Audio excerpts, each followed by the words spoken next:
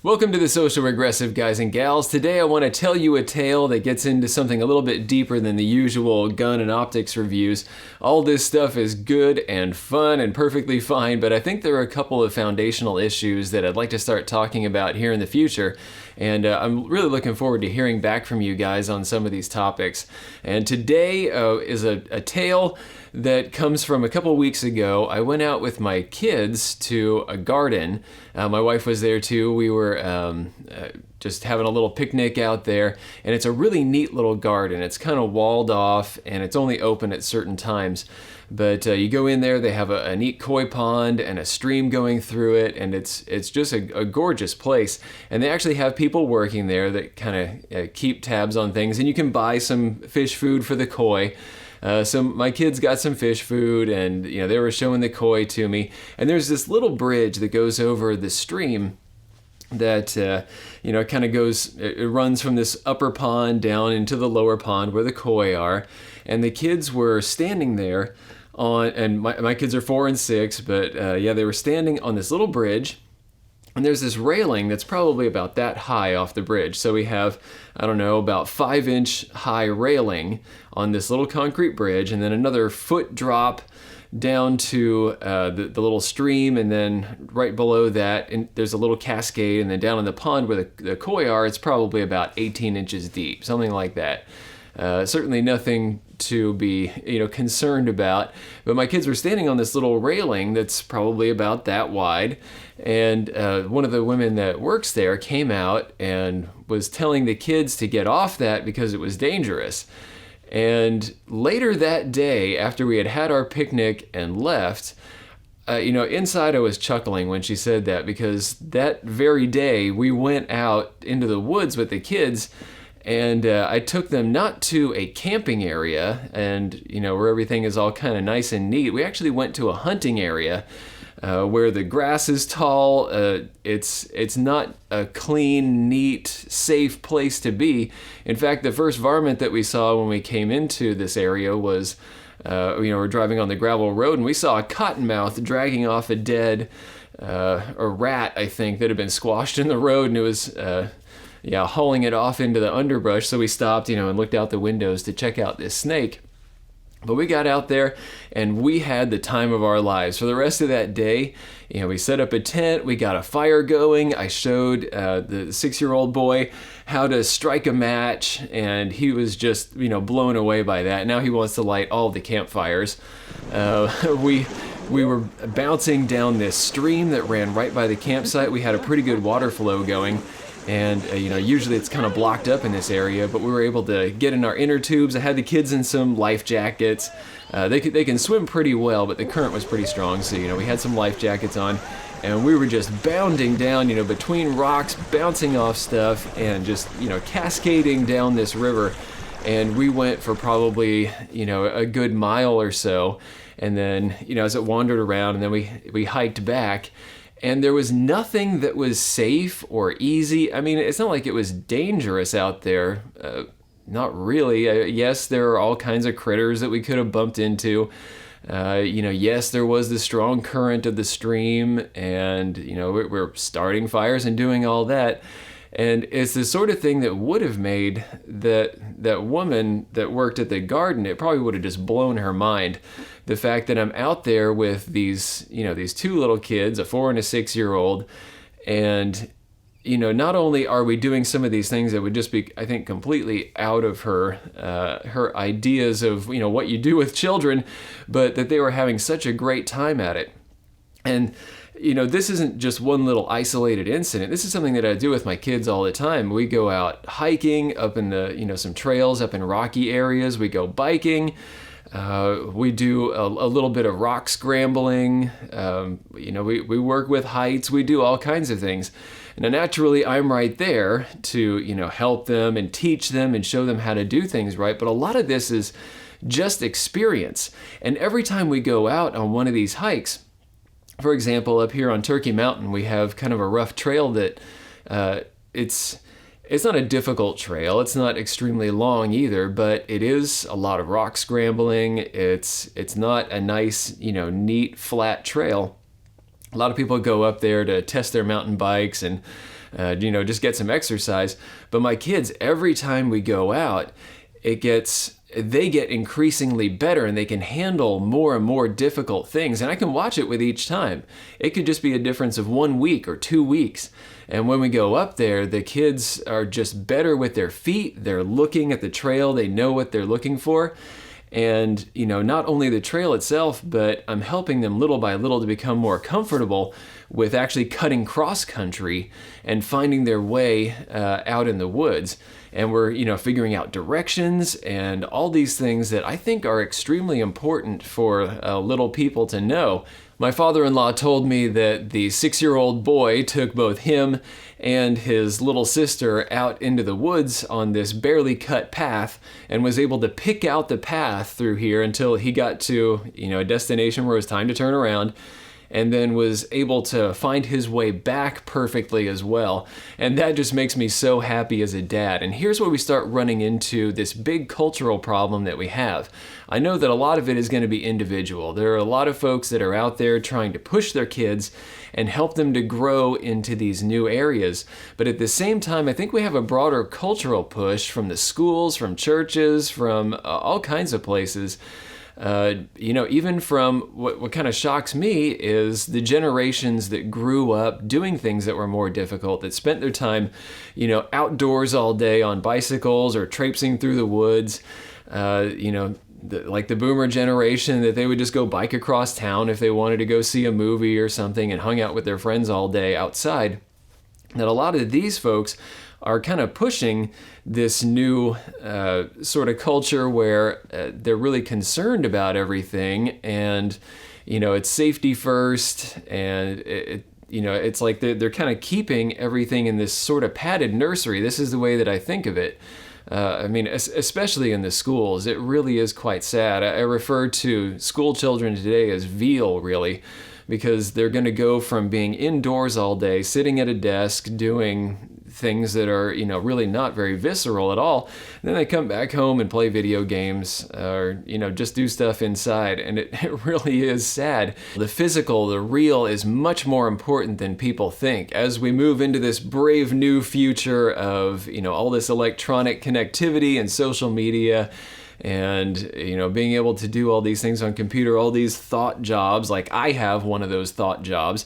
I sit at a desk all day, and it's actually pretty rare that I get out and do anything really physical.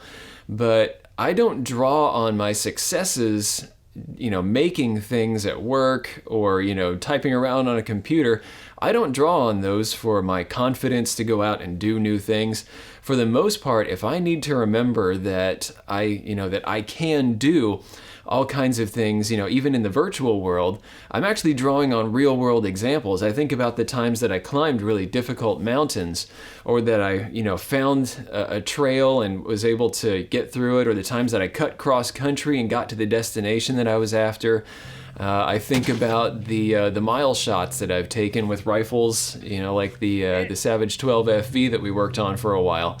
Those are the things that really give me confidence, and I think it's much more important actually for children now, because that physical interaction with the real world, it builds their brains in ways that your tablets and your video games never will. It gets that full body experience, and it, especially since it includes that element of possible harm. We're not talking about maybe real danger here where they could, be in danger of losing a life, but it's more like, my kids out playing. They could scrape a knee, they could trip on something and hurt themselves.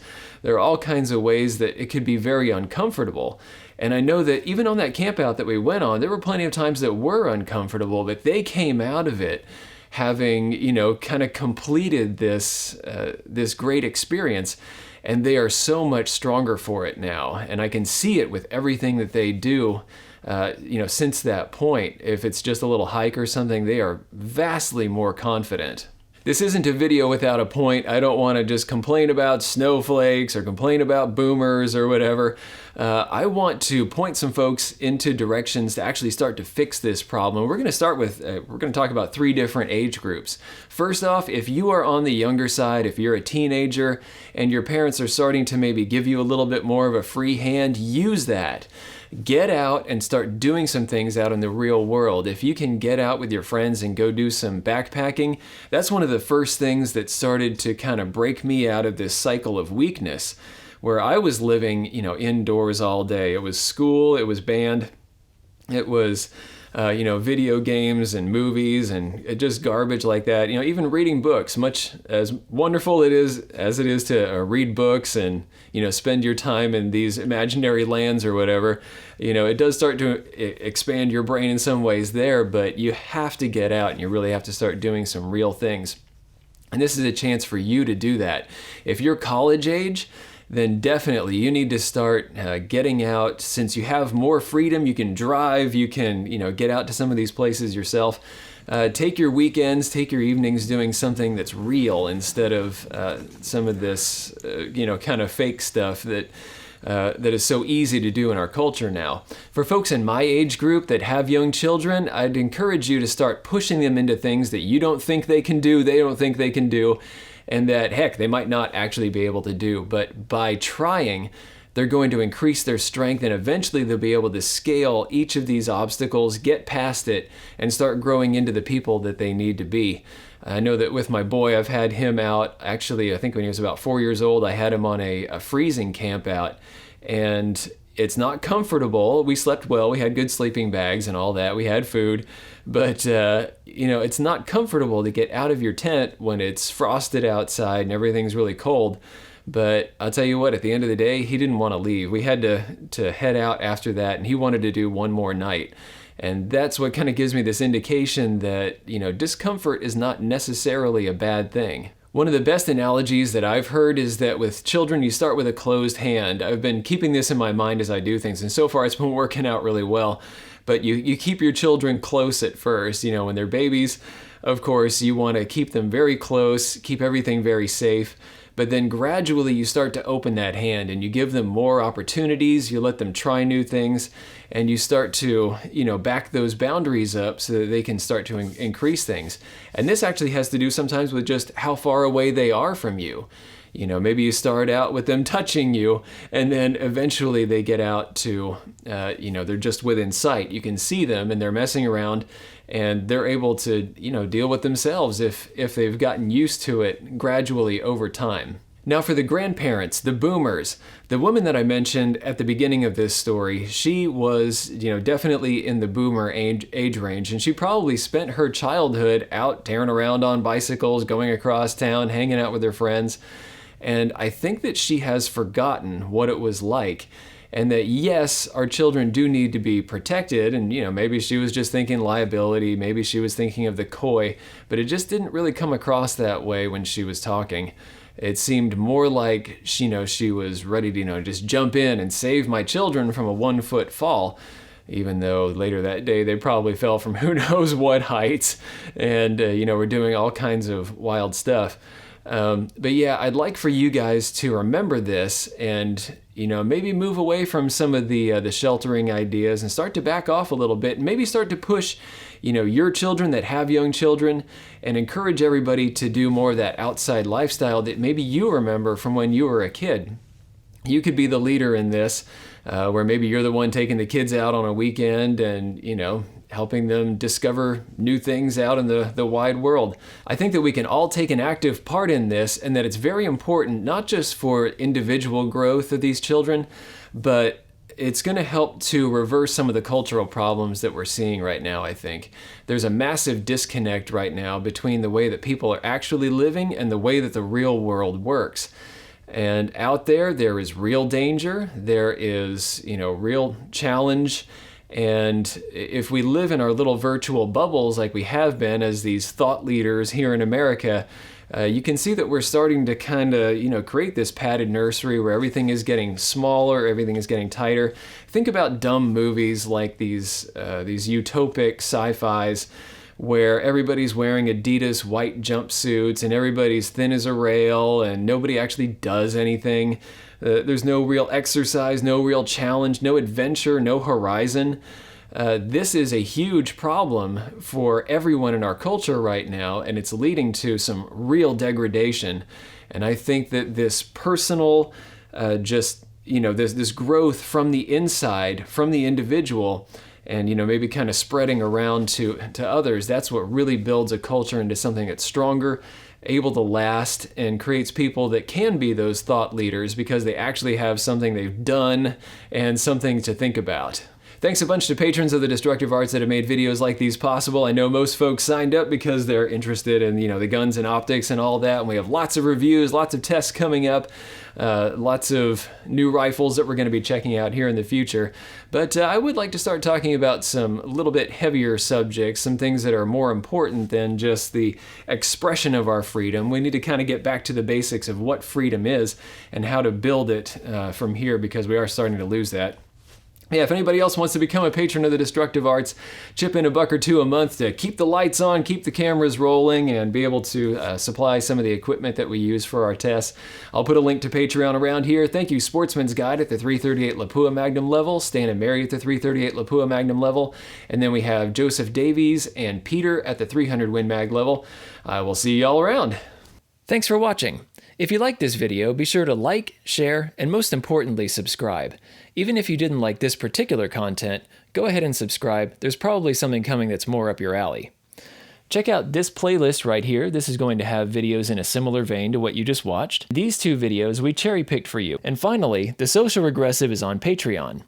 So, you can become a patron of the Destructive Arts and earn some goodies while helping us to provide high-quality videos just by kicking us a few bucks a month. Thanks a bunch for your patronage.